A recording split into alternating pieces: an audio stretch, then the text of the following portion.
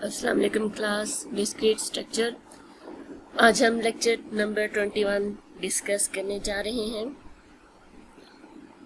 Last lecture में हमारा chapter number 1 complete हो गया था, जिसमें हमने logics, propositions, predicates, quantifiers, nested quantifiers को स्टडी किया।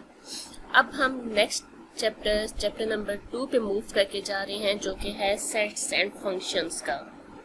आज के लेक्चर में हम सिर्फ सेट्स को कवर करेंगे। सेट्स क्या होते हैं, आप ऑलरेडी बहुत से क्लासेस में ये सेट्स का कॉन्सेप्ट पढ़ चुके हैं। सेट हमारे पास किसी भी अनऑर्डर्ड कलेक्शन ऑफ ऑब्जेक्ट्स हमारे पास सेट कहलाते हैं।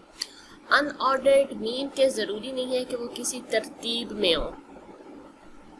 फॉर एग्जाम्पल, मैं अपने पास एक पेंसिल कलर लेती हूँ, मैं अपने पास पेन लेती हूँ, एक मैं अपने पास मार्कर लेती हूँ, और इसके अलावा एक मैं अपने पास ज्योमेट्री बॉक्स लेती हूँ, और ये सारा मैं अपने पास अलग करके रखती हूँ। तो मैं कह सकती हूँ कि ये मेरे पास सेट ऑफ ऑब्जेक्ट्स है।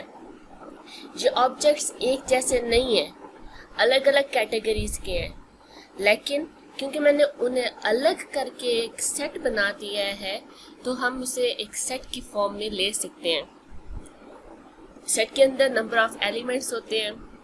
एलिमेंट्स हमारे पास किसी न किसी एक ख़ास किस्म की प्रॉपर्टी के ऊपर भी ऐसा भी हो सकता है कि मैं जो सेट बनाना चाह रही हूँ, वो सेट में मैं कोई एक माइंड में अपनी चीज़ रखूँ। जैसे फॉर एग्जांपल भी मैंने आपको एग्जाम्पल दी है पेंसिल कलर की, पेन की, मार्कर की। तो मेरे माइंड में क्या था कि मैंने अपने एक ज्योमेट्री बॉक्स को एक प्रॉपर फॉर्म में रखना है। उसके लिए मैंने कुछ एलिमेंट्स को कलेक्ट किया। सबका मकसद क्या था कि मैं अपने जो भी मैंने काम करना है, जो चीज़ भी मैंने लिखनी है, मैंने जो भी चीज़ लिख के प्रेजेंट करनी है, वो प्रॉपर फॉर्म में हो। तो उसके लिए मुझे जो जो चीज़ें चाहिए होंगी वो मेरे पास पहले से मौजूद हो। एम मैंने ले लिया, एक एम सेट कर लिया कि मकसद क्या है मेरा, और उसके अकॉर्डिंग मैंने अपने ऑब्जेक्ट्स को कलेक्ट करके एक सेट बना लिया। इसी तरह से हमारे पास अक्सर औकात जो सेट होता है, उसमें हम किसी एक एम के अकॉर्डिंग ऑब्जेक्ट्स को, डिफरेंट ऑब्जेक्ट्स को कलेक्ट कर लेते हैं। और ये ज़रूरी नहीं है कि हमारे पास कोई ना कोई एम होना चाहिए। हम वैसे भी 4-5 चीज़ों को जब इकट्ठा करके रख लेंगे तो हम कह सकते हैं कि ये क्या है, ये एक सेट है। सेट के लिए हम इस तरह से नोटेशन यूज़ करते हैं, ये साइन हम यूज़ करते हैं जिसे हम कहते हैं बिलोंग्स टू। ठीक है, हमारे पास जब भी हम सेट लिखते हैं ना, तो सेट को जो नाम दिया जाता है वो अपर अल्फ़ाबेट में, अपर केस अल्फ़ाबेट में दिया जाता है, और जो उसके एलिमेंट्स होते हैं वो हम स्मॉल केस में रिप्रेजेंट करते हैं। जैसे यहाँ पे लिखा है ए बिलोंग्स टू ए। ए हमारे पास, ये क्योंकि अपर केस में है तो ये सेट का नाम है, और ये स्मॉल केस में है तो यहाँ पे शो हो रहा है कि ये उसका एलिमेंट है। ये साइन बिलोंग्स टू यानी कि ये एलिमेंट इस सेट से बिलोंग करता है। इसी तरह से हमारे पास दूसरी नोटेशन होती है, जो notation A is not belongs to, यानी हमारे पास इसी तरह का साइन है, सिर्फ हमने उसके ऊपर क्या किया, एक लाइन लगा दी। तो ये शो करेगा कि हमारे पास ए इज नॉट बिलोंग्स टू ए। जैसे फॉर एग्जांपल, मैंने अभी एक सेट बनाया, तो मैं कह सकती हूँ कि pencil colour is belongs to my set, but book is not belongs to my set. मेरे सेट में पेंसिल कलर मौजूद थी, लेकिन मेरे सेट में बुक मौजूद नहीं है। तो वो हम belongs to and not belongs to के साइंस को इसमें यूज़ करते हैं रिप्रेजेंट करने के लिए कि हमारी सेट के अंदर कौन कौन से एलिमेंट्स हैं और कौन कौन से एलिमेंट्स मौजूद नहीं हैं। इसी तरह से यहाँ पे एक एग्जांपल है। फॉर एग्जांपल द नोटेशन, यानी हम किस तरह से अपने सेट को लिखेंगे। एक सेट्स को लिखने के 2 तरीके होते हैं। ठीक है, अब यहाँ पे पहला तरीका बताया गया है कि हम कर्ली ब्रैकेट लेंगे और जितने भी एलिमेंट्स हैं कॉमा लगा के उसके अंदर लिख लेंगे। सही है। और ये जो हमारे पास मेथड कहलाता है सेट डिस्क्राइब करने का, ये रोस्टर मेथड कहलाता है। मैंने आपको बताया 2 मेथड है जिसमें हम कर्ली ब्रैकेट में तमाम एलिमेंट्स को लिख देंगे। ये तमाम एलिमेंट्स को ना भी लिखें, ज़्यादा एलिमेंट्स हो, फॉर एग्जांपल हमारे पास एक सेट हो जिसमें हमने 1 से लेके 100 तक एलिमेंट्स लिखने हो, तो हम 1 से लेके 100 तक सारे के सारे नहीं लिखेंगे। हम 1 2 3 4 करके आगे डॉट डॉट डॉट शो कर देंगे कि ये इसी तरह से जारी है, और अप टू 98 99 100 कर देंगे। सही है। यानी मकसद क्या है कि कर्ली ब्रैकेट में कॉमा लगा के आपने कुछ एलिमेंट्स को रिप्रेजेंट कर देना है कि ये सेट किस किस्म का है। ये रोस्टर मेथड कहलाता है। यहाँ पे कुछ एग्जांपल्स हैं कि हमारे पास सेट्स कौन से होंगे। फॉर एग्जांपल यहाँ पे सेट वी। अब सेट वी में है क्या, वॉवल्स AEIOU। तो हम इस तरह से लिखेंगे कि V equals to curly bracket में वो तमाम एलिमेंट्स जो उसमें मौजूद हैं। इसी तरह से set O odd positive integers जो हमारे पास लेस देन 10 थे, जिसमें आएगा 1 3 5 7 और 9। Sometimes roster method is used to describe a set without listing all its members। जैसे मैंने भी आपको एग्जांपल बताई कि तमाम एलिमेंट्स लिखना पॉसिबल अक्सर औकात नहीं भी होता, तो वहाँ पे हम क्या करते हैं, डॉट डॉट डॉट लगा के अपने सेट को हम कंप्लीट कर देते हैं। जैसे यहाँ पे पॉजिटिव इंटीजर्स 1 से लेके 100 के दरमियान में लेस देन 100 है, 100 इंक्लूड नहीं होगा उसमें, तो वहाँ पे रिप्रेजेंट करने के लिए हमने 1 2 3 और डॉट डॉट और फिर फर्दर लास्ट में हमने कॉमा लगा के 99 या आप 98 99 तक भी इसे लिख सकते हैं। अच्छा, ये तो हमारे पास रोस्टर मेथड था। सेकंड मेथड होता है सेट बिल्डर नोटेशन। इसमें हम क्या करते हैं, we characterise all those elements in the set by stating the property और properties they must have to be members. यानी यहाँ पे हमारे पास किसी न किसी प्रॉपर्टी के अकॉर्डिंग हमारे पास उसके तमाम मेंबर्स मौजूद होते हैं। जैसे मैंने आपको बताया था कि कोई ना कोई एक एम होगा जिस एम के ऊपर वो डिपेंड कर रहे होंगे। जैसे हमारे पास सेट पीछे ऑड का था, तो हम कह सकते हैं कि 3 हमारे पास ऑड है, क्योंकि वो ऑड नंबर है, इसलिए वो ऑड ग्रुप से ताल्लुक रखता है। आई हमारे पास वॉवल है, तो वो वॉवल सेट से ताल्लुक रखता है। तो इस तरह से हम इसके अंदर प्रॉपर्टी को डिस्क्राइब करते हुए अपने नोटेशन को जनरेट करते हैं। जैसे कि the set O of all positive integers less than 10 can be written as। एक तो हमने अभी नोटेशन रोस्टर मेथड पढ़ा ना, जिसमें मैंने O equals to curly bracket में 1 3 5 7 9 लिख लिया। अब ये दूसरी हमारे पास मेथड है, इसमें हम लिखेंगे O इक्वल्स टू X। फिर इस तरह से हम लाइन लगाते हैं, फिर हम लिख देते हैं X is an odd positive integer less than 10। अब x की जगह पे कोई भी वैल्यू हो सकती है जो 10 से छोटी हो, और वो हो क्या, odd positive नंबर हो। x हमने वेरिएबल लिया, इसके अंदर वैल्यूज चेंज होती रहेंगी। जैसे फॉर एग्जांपल पहले हम 1 को देखें, तो 1 हमारे पास क्या odd positive नंबर 10 से छोटा है, तो हम कहेंगे सेट का एक नंबर 1 है। फिर हम 2 को देखेंगे, क्या 2 10 से छोटा है, लेकिन क्या वो ऑड पॉजिटिव नंबर है, नहीं, तो हमारे सेट में 2 नहीं हो सकता। फिर हम 3 को देखेंगे इस तरह से, यानी हमारे पास सेट एंड पे वही बनेगा, 1 3 7 9 का ही बनेगा, लेकिन लिखने का यहाँ पे मेथड हमारे पास चेंज है। एग्जाम्पल्स ऑफ सेट एंड, कुछ नेचुरल नंबर्स होते हैं। नेचुरल नंबर हमारे पास 0 से लेके नेचुरल नंबर वैसे हमारे पास मोस्टली 1 से कंसीडर किए जाते हैं, लेकिन हम जो बुक फॉलो कर रहे हैं तो उसमें उन्होंने 0 को भी साथ में इंक्लूड किया है, और साथ में मेंशन किया है कि कुछ बुक्स में हम नेचुरल को लिखते हैं, नेचुरल में लिखते हैं 0 को, कुछ में नहीं लिखते।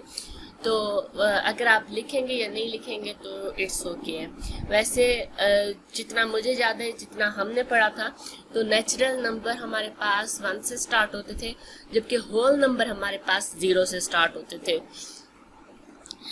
इंटीजर नंबर हमारे पास जिसमें नेगेटिव नंबर्स भी आ जाते हैं और पॉजिटिव नंबर्स भी आ जाते हैं। इसी वजह से यहाँ पे और क्योंकि यहाँ पे एंड लिमिट नहीं दी गई, नेचुरल नंबर हमारे पास कोई भी देख लें आप, लाखों की तादाद में चले जाएं, वो भी नेचुरल नंबर ही कहलाएगा। तो एंडिंग पॉइंट हमारे पास किसी नंबर सिस्टम में आई नहीं है आज तक। आप जितना बड़ा डिजिट लिखें वो भी डिजिट कंसीडर हो जाएगा। इसलिए यहाँ पे हम एंड पॉइंट नहीं लिख रहे, सिर्फ हम उन्हें इनफिनाइट ग्रुप शो कर रहे हैं। इनफिनाइट ग्रुप वो होता है जिसके एंड पे वैल्यू आ जाए, जिसके एंड पे कोई वैल्यू नहीं आएगी तो वो इनफिनाइट ग्रुप ही कहलाएगा। यहाँ पे हमारे पास इंटीजर्स के लिए 0, 1, 2 इस तरह से यहाँ पे भी इंक्रीज हो रहा है और -1, -2 इस साइड पे भी इंक्रीज हो रहा है। पॉजिटिव इंटीजर्स में सिर्फ 1, 2, 3 आएंगे। फिर है हमारे पास एक रैशनल नंबर सेट, इसमें p by q such that p belongs to integer and q belongs to integer and q is not equal to 0।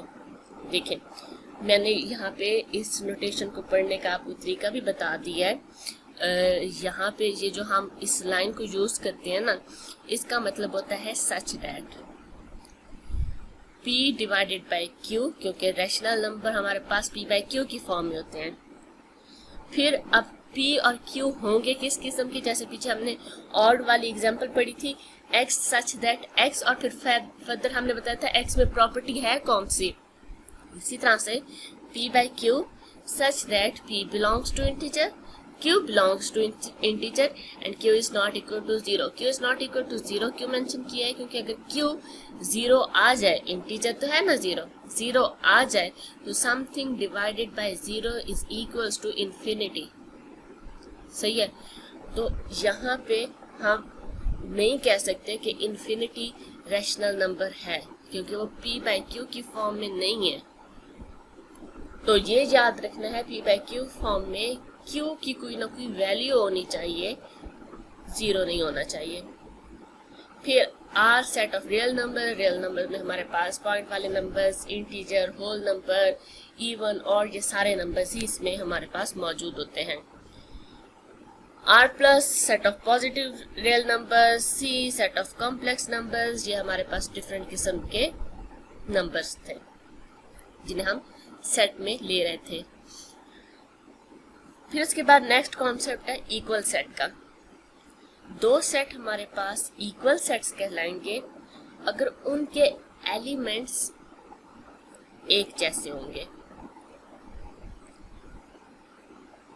For example यहाँ पे उन्होंने नोटेशन भी बताई है कि if a and b are sets then a and b are equal. कब equal होंगे? If and only if all x for all x, ये हम साइन पहले भी पढ़ चुके हैं, फॉर all के लिए यूज होता है। For all x, x belongs to a, if and only if x belongs to b, then we write a equals to b। यानी जो एलिमेंट a में मौजूद है वो एलिमेंट b में भी मौजूद हो, जो एलिमेंट b में मौजूद है वो एलिमेंट a में भी मौजूद हो। दोनों को देखना है, ऐसा नहीं कि हमारे पास फॉर एग्जांपल 1 2 3 इसमें है और इसमें 1 2 3 4 है और हम कहें इक्वल है। नहीं, क्या 4 इसमें है? इसमें 4 नहीं है। सही है, एग्जैक्टली सेम डिजिट्स होने चाहिए, लेकिन याद रखना है ऑर्डर सेम ना भी हो तो इक्वल है। यहाँ पे सेट ए देखें 1 3 5 है, सेट बी है 3 5 1, लेकिन हम क्या करेंगे, x की फॉर्म में जब लेके जाएंगे तो हम कहेंगे 1 बिलोंग्स टू a, 1 है इसमें। फिर हम कहेंगे 1 बिलोंग्स टू b, 1 है इसमें। यानी कि हमारे पास 1 क्राइटेरिया पे पूरा उतर रहा है। 3 को देखें, 3 बिलोंग्स टू a, करेक्ट है। 3 बिलोंग्स टू b, करेक्ट है। 5 बिलोंग्स टू ए करेक्ट है, 5 बिलोंग्स टू बी करेक्ट है, यानी कि हमारे पास डिजिट्स का ऑर्डर सेम नहीं भी है ना सेट में, लेकिन वैल्यूज इक्वल हैं तो वो सेट्स इक्वल कहलाएंगे। एक और चीज इसके अंदर आपने याद रखनी है कि आपके पास सेट में रिपीटिशन भी हो सकती है। एक सेट में 1 3 5 है और एक सेट में 1 3 3 3 5 5 5 है। जब हम चेक करेंगे 1 बिलोंग्स टू ए में 1 मौजूद है, बी में भी 1 मौजूद है। जब हम 3 में चेक करेंगे 3 को चेक करेंगे तो 3 मौजूद तो है ना, बेशक रिपीट हो रहा है, हमने तो सिर्फ चेक करने के है या नहीं। यहाँ पे भी है 5, बेशक रिपीट हो रहा है लेकिन है तो सही, यहाँ पे भी है, तो भी ये सेट क्या है, इक्वल है। बेशक यहाँ पे एक से ज्यादा बार मौजूद है, रिपीटिशन हो रही है, लेकिन इसके बावजूद हमारे पास ये सेट्स हम कह सकते हैं कि जितने भी ये एलिमेंट्स हैं तो हम कह सकते हैं कि ये सेट्स इक्वल है। उसके बाद है एम्प्टी सेट।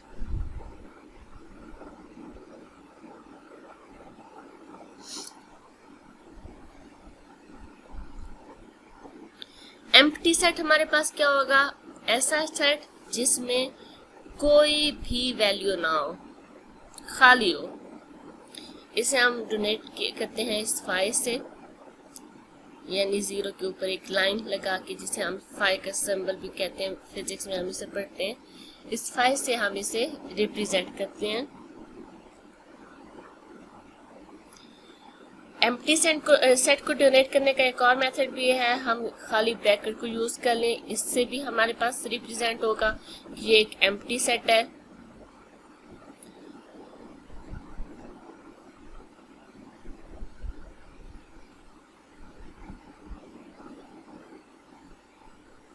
फिर इसके बाद है सिंगलटन सेट। ऐसा सेट जिसमें एक value, single value, singleton set कहलाता है।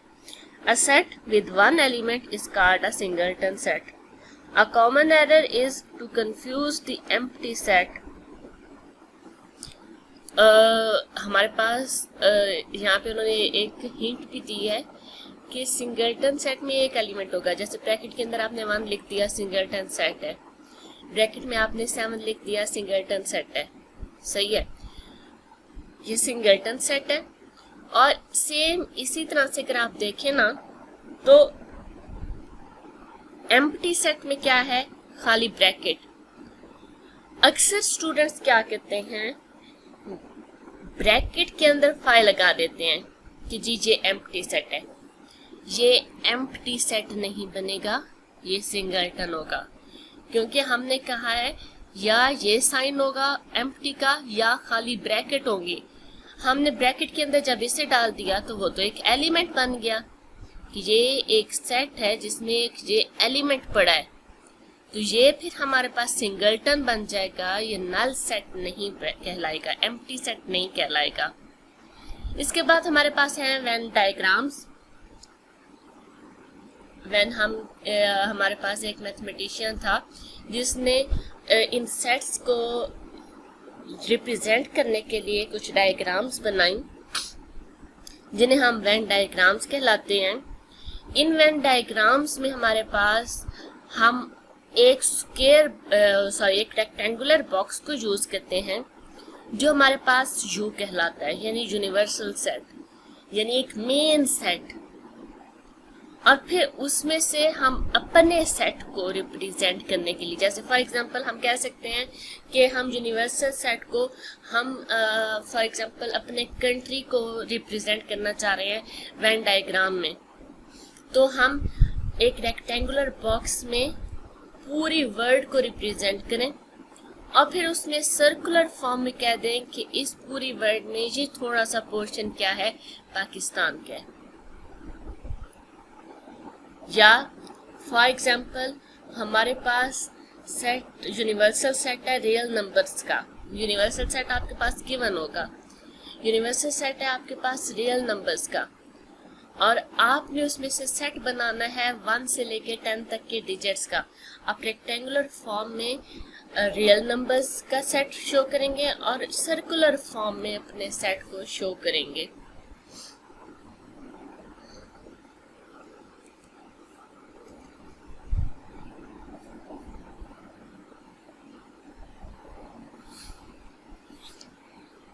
Inside this rectangle, circle or other geometrical figures, लेकिन मोस्टली हम सर्कल को यूज करते हैं, are used to represent sets. Sometimes points are used to represent the particular elements. यानी उस सर्कल के अंदर हम पॉइंट्स की फॉर्म में बता देते हैं कि ये हमारे एलिमेंट्स हैं।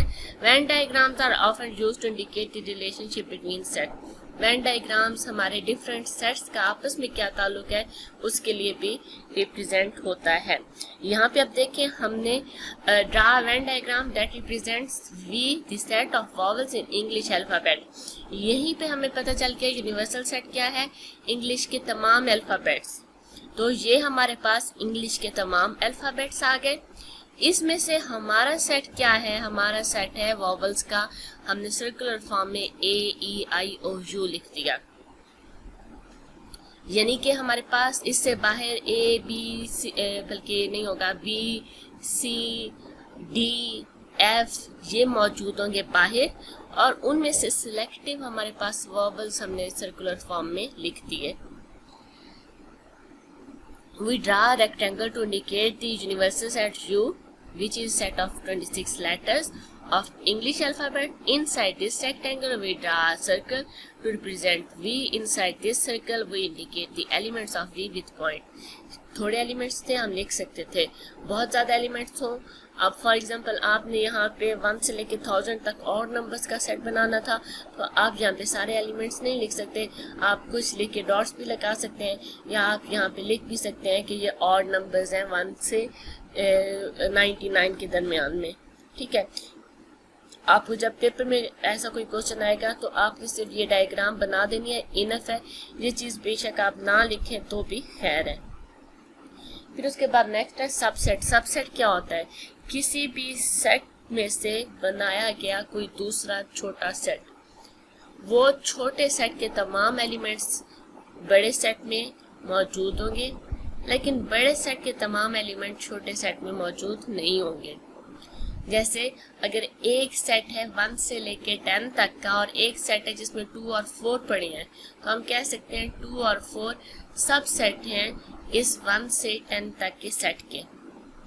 और इसी को मैंने यहाँ पे रिप्रेजेंट भी किया है, यूनिवर्सल सेट कोई ना कोई होगा, उसके अंदर हमारे पास बी सेट है, और बी के अंदर हमारे पास ए क्या है, सब सेट है। ए के तमाम एलिमेंट्स क्योंकि बी में मौजूद हैं, इसलिए हमने ए को बी के अंदर शो किया है। अगर ऐसा होता कि कुछ ए के एलिमेंट्स और कुछ बी के एलिमेंट्स एक दूसरे में मौजूद होते, तो हम क्या करते, यहाँ पे एक सर्कल बनाते, यहाँ पे बनाते, और दरमियान में थोड़ा सा एरिया उनका क्या होता, मिक्स हो रहा होता कि कुछ ही एलिमेंट्स उनके मौजूद हैं एक दूसरे में। The set A is subset of B if and only if every element of A is also an element of B. We use the notation A is subset of B. Subset के लिए हम ये sign represent करते हैं। To indicate that A is a subset of set B, we see that A subset of B is if A is subset of B if and only if the quantification for all x belongs to A. If x belongs to A, then x belongs to B. यानी अगर x A से belong करता है, उसे must B से belong करना चाहिए, लेकिन अगर वो B से बिलोंग करता है तो वो A में मौजूद नहीं भी है तो खैर है। साइज ऑफ सेट, सेट के अंदर जितने एलिमेंट्स होते हैं उन्हें हम साइज ऑफ सेट कहते हैं।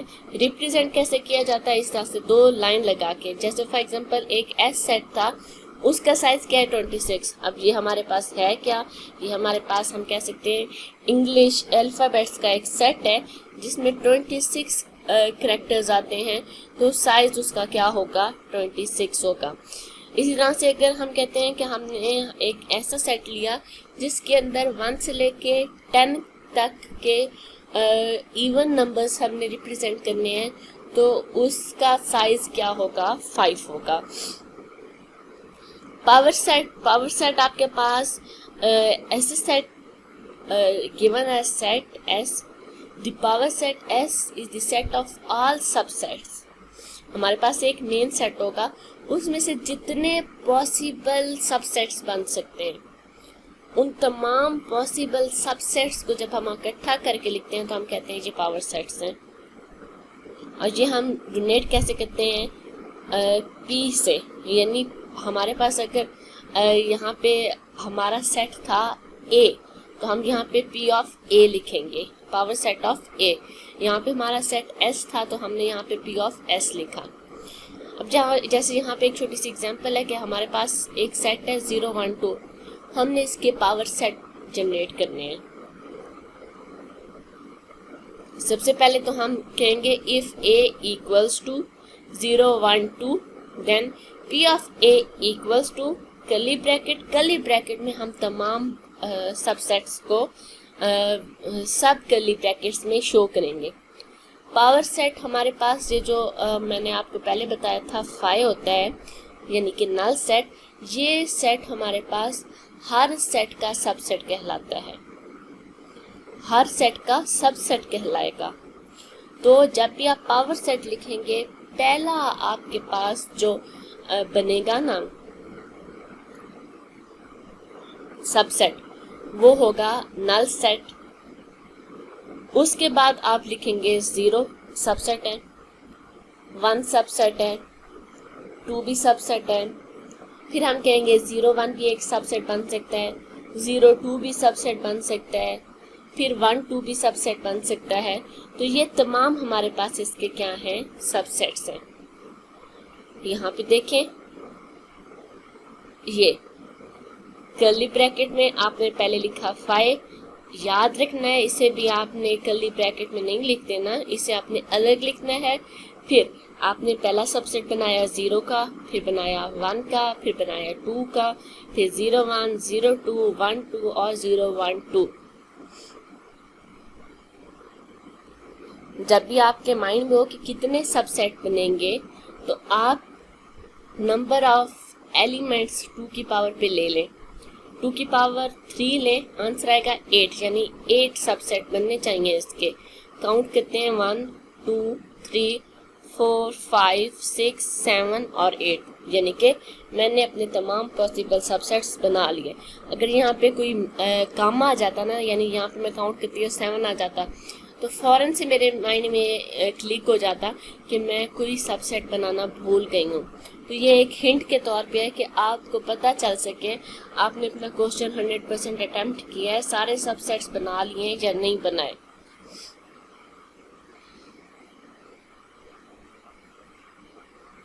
ये चीज़ याद रखनी है, ये 2 सबसेट लाजमी हमारे पास हर पावर सेट में आएंगे, एक एम्प्टी सेट और एक वो सेट एज इट इज हमारे पास 0 1 2 यहाँ पे देखें आया, और 5 हमारे पास एम्प्टी सेट भी इसमें मौजूद था।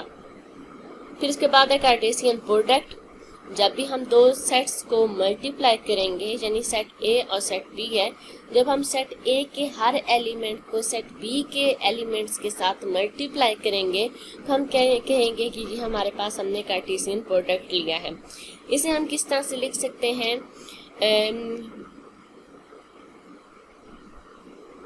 A multiply B equals to AB such that हमारे पास AB कैसे आया, A हमारे पास इस A का एलिमेंट है, B हमारे पास इस B का एलिमेंट है, such that A belongs to A and B belongs to B। सही है, ये कार्टेशियन प्रोडक्ट आप ले रहे हैं। तो यहाँ पे हमने पहले पढ़ा था प्रोडक्ट के लिए हम सिंबल यूज करते हैं एंड का, तो ये हमने इस तरह से यहाँ पे प्रोडक्ट ले लेना है। अब इसी चीज को रिप्रेजेंट करने के लिए यहाँ पे सेट A 1 2 और set B A B C है, हमने इसका प्रोडक्ट देना है। देखें 1 और B का एलिमेंट क्या आएगा A, फिर 1 B का एलिमेंट B, फिर 1 B का एलिमेंट C, फिर 2 के साथ A, 2 के साथ B, 2 के साथ C। तो ये हमारे पास क्या है, कार्टेशियन प्रोडक्ट आ गया। सेट ऑपरेशंस, कुछ हमारे पास सेट ऑपरेशंस होते हैं जो आप 8th क्लास में, 10th क्लास में, फर्स्ट ईयर में भी पढ़ चुके हैं। सबसे पहले हमारे पास आता है ये साइन यूनियन का। यूनियन हमारे पास ऑपरेशन किस तरह से होगा, हमारे पास ए और बी दो सेट्स होंगे, हम ए और बी के तमाम एलिमेंट्स को लिखेंगे जब इकट्ठा करके, तो वो हमारे पास ए यूनियन बी कहलाएगा। एलिमेंट्स हमारे पास दोनों में से आने चाहिए, ठीक है, और कोई रिपीट हो रहा है तो फिर हम उसे एक ही बार लिखेंगे। A union B, X such that x belongs to A और एक्स बिलोंग्स टू बी। जरूरी नहीं है कि आपके पास x a से भी बिलोंग कर रहा हो, b से भी बिलोंग कर रहा हो, लेकिन x को या a से बिलोंग करना चाहिए या b से बिलोंग करना चाहिए, ठीक है।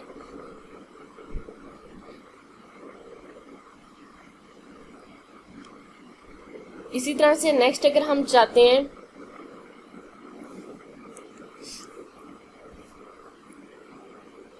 एग्जाम्पल पे, तो हमारे पास सेट ए था 1 3 5 का और सेट बी था 1 2 3 का। हम इन पे यूनियन अप्लाई करके देखना चाहते हैं कि हमारे पास ऐसा सेट बने जिसमें दोनों के एलिमेंट्स आए, सही है।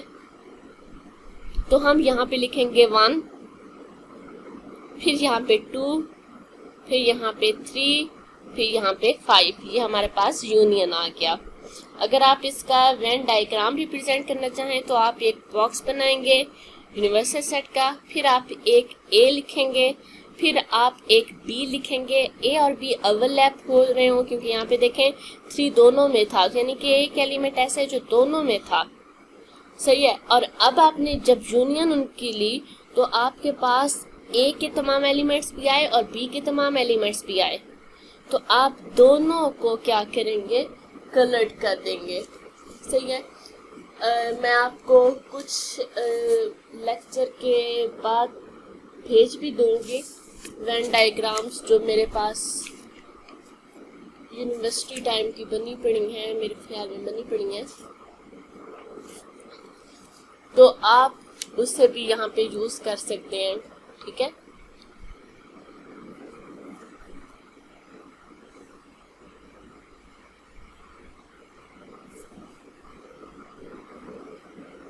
नेक्स्ट ऑपरेशन हमारे पास है ए इंटरसेक्शन बी का।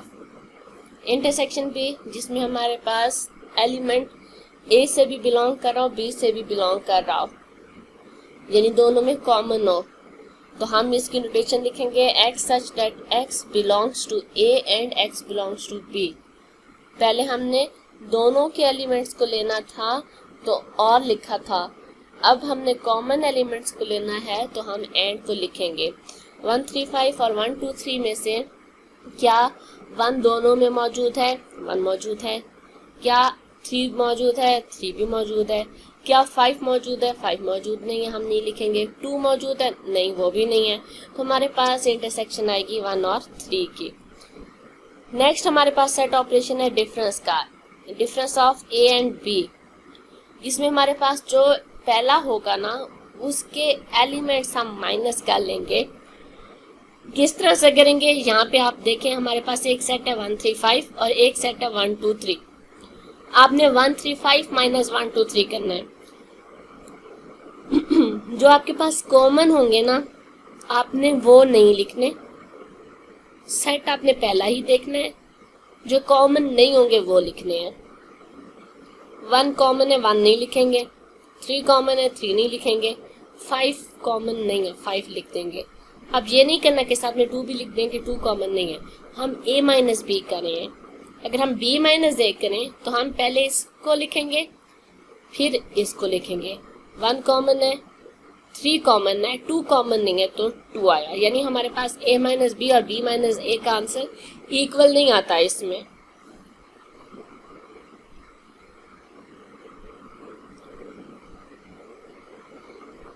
फिर उसके बाद नेक्स्ट ऑपरेशन है कंप्लीमेंट का।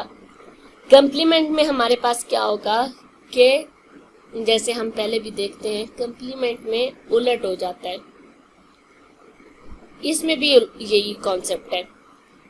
इसमें एक यूनिवर्सल सेट होगा और उसमें से एक सेट हमारे पास होगा ए का। फॉर एग्जाम्पल हमारे पास एक सेट है 1 से लेके 100 तक, यूनिवर्सल सेट है, और ए सेट है हमारे पास 1 से लेके 10 तक। जब हम एक कंप्लीमेंट लेंगे तो वो 1 से लेके 10 तक को स्किप करके जो बाकी बच जाएंगे यूनिवर्सल सेट की, यानी 11 से लेके 100 तक, वो एक कंप्लीमेंट कहलाएंगे। इसे हम करेंगे किस तरह से, u माइनस ए करेंगे। तो u के जो एलिमेंट्स a में मौजूद होंगे उन्हें स्किप करके बाकी सारे आ जाएंगे। a bar x belongs to u such that x is not belongs to a। याद रखनी है ये नोटेशन कि हमारे पास कंप्लीमेंट जब आता है तो वो एलिमेंट उस सेट का नहीं रहता। जैसे हमारे पास कंप्लीमेंट में 11 है तो 11 ए से बिलोंग नहीं कर रहा था, तभी 11 आ रहा है। 10 तक हमारे पास थे, बिलोंग कर रहे थे, तो वो कंप्लीमेंट में नहीं आएंगे। जैसे अगर हमारे पास ए था, ए ई आई ओ यू, और यूनिवर्सल सेट हमारे पास तमाम अल्फाबेट्स का था। अगर हम ए बार लेंगे तो हम करेंगे बेसिकली u माइनस ए। अब u में भी a मौजूद है, इसमें भी a मौजूद है, यानी कि हमारे पास कंप्लीमेंट में a नहीं आएगा। u में b मौजूद है लेकिन इसमें नहीं है, तो b हमारे पास कंप्लीमेंट में आएगा, c कंप्लीमेंट में आएगा, d आएगा, e नहीं आएगा। यानी जो एलिमेंट्स इसमें हैं वो नहीं आएंगे, बाकी तमाम एलिमेंट्स इसमें आ जाएंगे। ये देखें आप, कंप्लीमेंट लेने के बाद हमारे पास ये सेट बना। फिर इसके बाद हमारे पास कुछ सेट आइडेंटिफायर्स हैं। सेट आइडेंटिफायर्स में हमारे पास कुछ कॉमन फार्मूलाज हैं। ए इंटरसेक्शन यू जब हम करेंगे तो हमारे पास सेट ए ही आएगा। ये ना आप रैंडम वैल्यूज दे के चेक भी कर सकते हैं। यू आप 1 2 3 4 5 दे दें और ए आप 1 2 दे दें। इंटरसेक्शन लें दोनों का, आंसर चेक करें क्या ए के इक्वली आता है। ए यूनियन फाई, जब हम ए का यूनियन किसी एम्प्टी सेट के साथ लेंगे तो भी हमारे पास ए ही आएगा। इसे हम आइडेंटिटी लॉ कहते हैं। इस तरह से ए यूनियन यू हमारे पास इक्वल्स टू यू आएगा। ए इंटरसेक्शन फाई हमारे पास इंटरसेक्शन आएगा। A union A equals to A. ये तमाम आपने क्या करने हैं, इनमें रैंडम वैल्यूज दे के आपने इन तमाम को चेक भी करना है। A double bar equals to A union B equal to B union A union B union C. ये आप देखें, अगर याद करें तो हमारे पास ये तमाम वो ही हैं जो हम ऑलरेडी देख चुके हैं। किस तरह से देख चुके हैं, ये इंटरसेक्शन का साइन हमने और से पढ़ा था, यूनियन का साइन हमने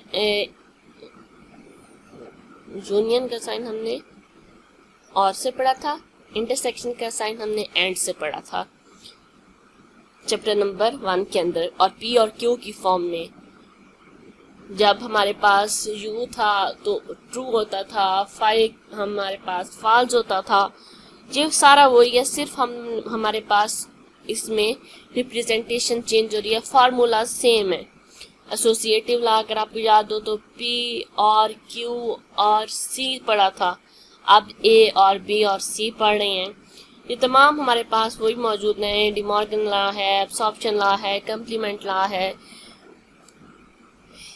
अच्छा, लास्ट हमारे पास इसके अंदर है, हमने सेट बिल्डर नोटेशन को यूज करते हुए प्रूव करना है कि A intersection B whole complement is equal to A complement union B complement.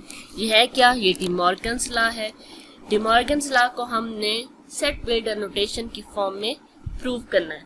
सबसे पहले तो हम कहेंगे ए इंटरसेक्शन बी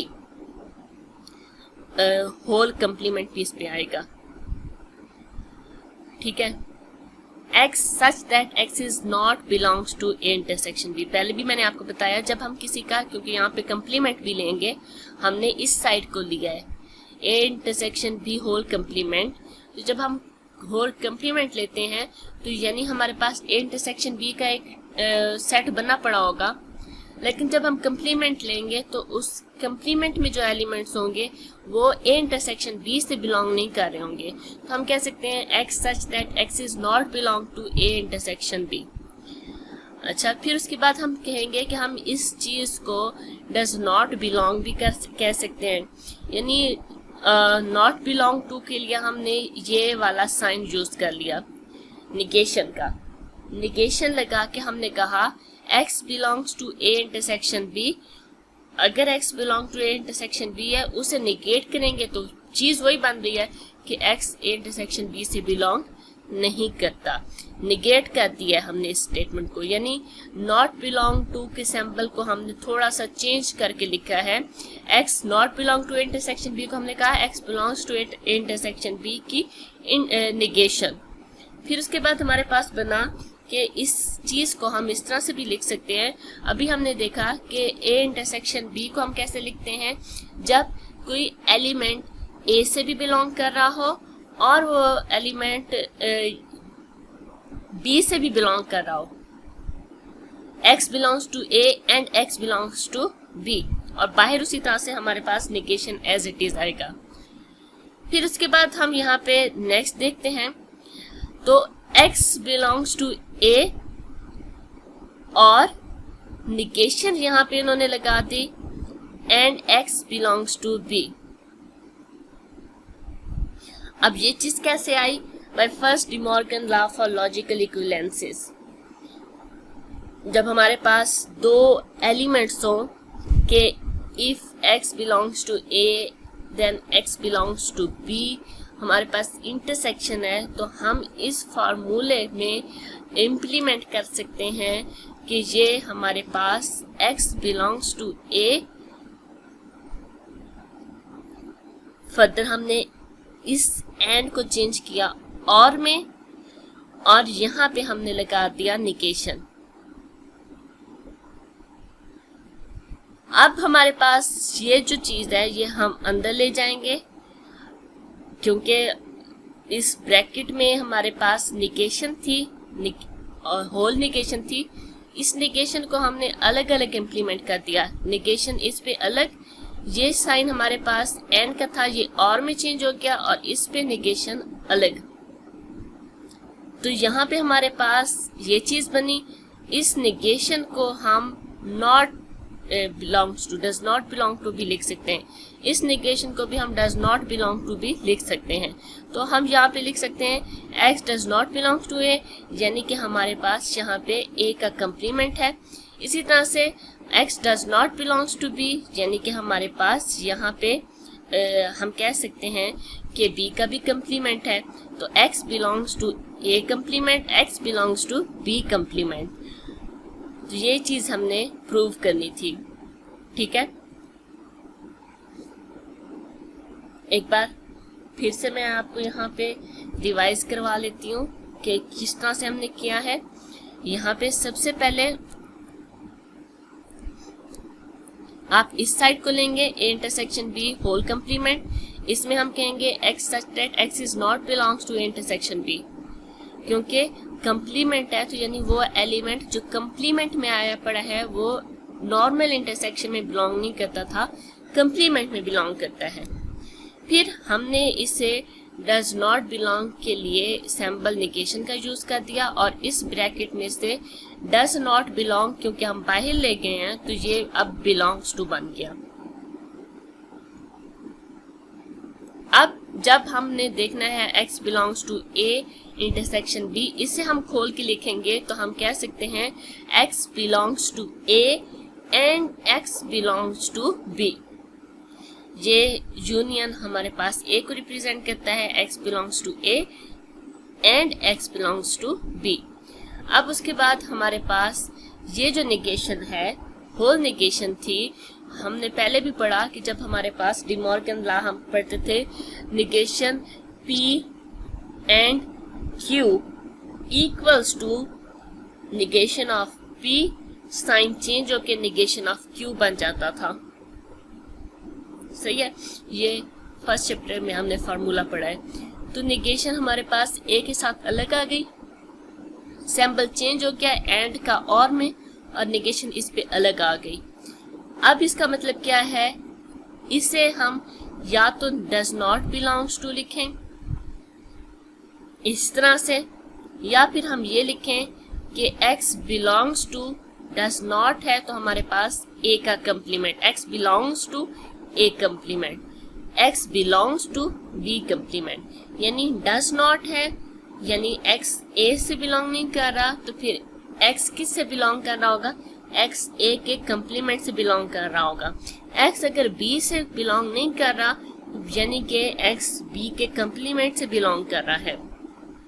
दरमियान में साइन हमारे पास यहाँ पे किसका है, v का, यानी कि हमारे पास ये यूनियन का साइन है। तो हम इस तरह से लिख सकते हैं कि x belongs to a complement union b complement, और यही चीज हमारे पास हमने प्रूव करनी थी। ये हमारा इसमें एक और भी एग्जांपल यहाँ पे है, a union b intersection c equals to a complement c complement union b complement intersection a complement. सबसे पहले इस साइड को लेंगे, होल कंप्लीमेंट है, होल कंप्लीमेंट है तो डी मॉर्गन्स लॉ में होल कंप्लीमेंट क्या हो जाता है, इंडिविजुअल पे चेंज हो जाता है और साइन चेंज हो जाता है। इंडिविजुअल हमारे पास किस तरह से हैं, ये हमारे पास a first statement, b second statement, तो a पे अलग हो गया, यूनियन हमारे पास इंटरसेक्शन में चेंज हो गया और इस पे अलग हो गया। अब इस पे दोबारा से इम्प्लीमेंट करेंगे तो b पे अलग हो गया, इंटरसेक्शन u में चेंज हो गया और c पे अलग हो गया। अब हमारे पास ये चीज बनी, b यूनियन c को पहले ले जाएं और इंटरसेक्शन बाद में ले जाएं, कम्यूटेटिव लाए इक्वल हो सकते हैं, फिर इसके अंदर भी कम्यूटेटिव लॉ लगाएं, c को इधर ले जाएं, b को इधर ले जाएं, और ये चीज हमने प्रूव करनी थी। ये आज का लेक्चर था। कोई चीज अगर आपको समझ नहीं आई तो आप मुझसे पूछ सकते हैं। Okay class.